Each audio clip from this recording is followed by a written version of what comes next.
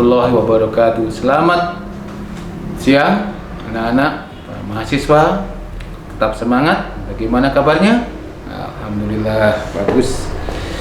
Pada pertemuan ke-11 ini kita akan membahas materi tentang aksesibilitas fisik dan non-fisik dalam setting pendidikan inklusif.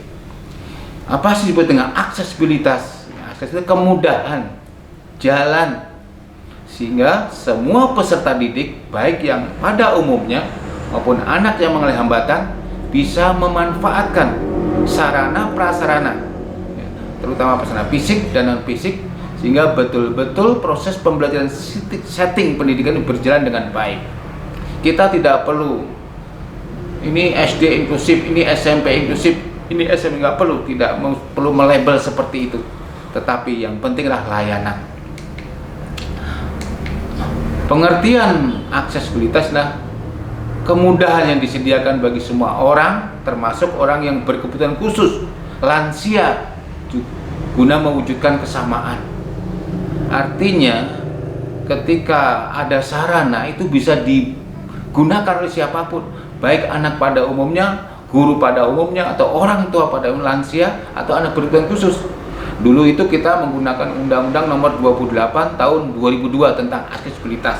Sekarang ada perbaikan, yaitu adanya Peraturan Pemerintah Nomor 20 Tahun 2020 tentang aksesibilitas bagi anak-anak termasuk juga lansia di dalam memanfaatkan fasilitas publik, baik yang di sekolah, di fasilitas umum maupun di tempat-tempat hotel-hotel, di sekolah-sekolah, di perguruan tinggi, semua disiapkan untuk memudahkan anak-anak berkebutuhan khusus bisa menggunakan supaya maksimal di dalam mengikuti pendidikan.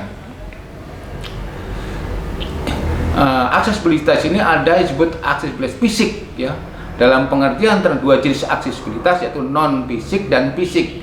Apa yang disebut dengan fisik adalah non fisik adalah suatu kemudahan yang diberikan bagi semua orang untuk dapat masuk menggunakan serta keluar dalam suatu sistem, biasanya berkaitan dengan ini, berkaitan dengan IT, kemajuan teknologi.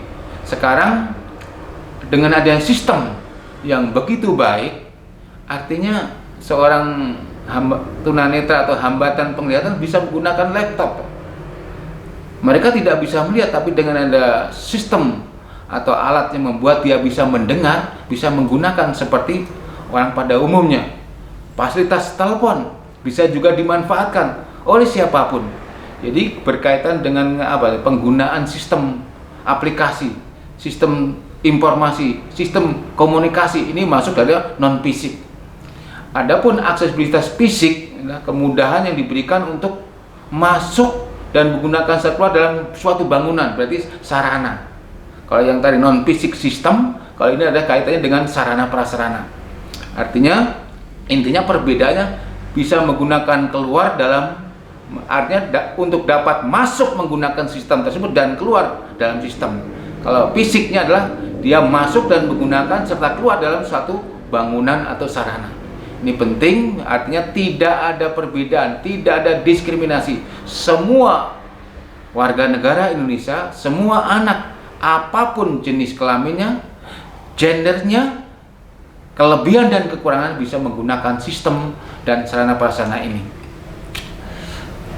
Aksesibilitas fisik biasanya ini asasnya tuh adalah dasar-dasarnya semua akses baik sistem maupun sarana keselamatan yang harus diutamakan.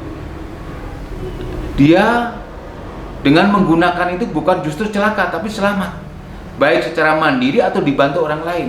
Lalu mudah artinya bisa dilakukan dengan sederhana, artinya dengan tongkat saja bisa, tanpa harus minta bantuan orang lain. Lalu kegunaannya apa? Supaya mobilisasi, artinya geraknya itu mudah, juga mandiri. Ini asas-asas yang perlu kita jadikan dasar. Berikutnya, apa sih aksesibilitas fisik yang sering ada di sekolah itu seperti jalan, halaman, jangan sampai banyak yang berlubang, pintu ruang kelas harus pintunya keluar, pintu daun jendelanya keluar ke dalamnya, itu jangan sampai justru membentur fisik anak berkebutuhan tersebut.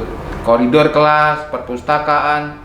Jadi sarana prasarana yang ada di fasilitas umum seperti di gedung sekolah atau di masyarakat betul-betul membuat dia ramah, tidak membuat mereka takut, mereka diasingkan. Inilah pentingnya aksesibilitas termasuk jalan raya nih. Pinggir-pinggir jalan harus ada trotoar yang ramah untuk anak yang mengalami hambatan apapun di perjalanan, naik kendaraan, masuk ke hotel, masuk ke lift, menggunakan lift dan sebagainya. Ini penting agar kalian nanti apabila membangun rumah, membangun fasilitas umum, gedung sekolah atau kampus di bagaimana harus disediakan artinya aksesibilitas fisik dan non fisiknya, sehingga membuat anak-anak nyaman dalam mengikuti perkuliahan atau pembelajaran. Demikian, kalian terus kaji referensi tentang aksesibilitas ini sehingga apa yang disediakan di undang-undang bisa dilaksanakan dengan baik. Terima kasih. Assalamualaikum warahmatullahi wabarakatuh.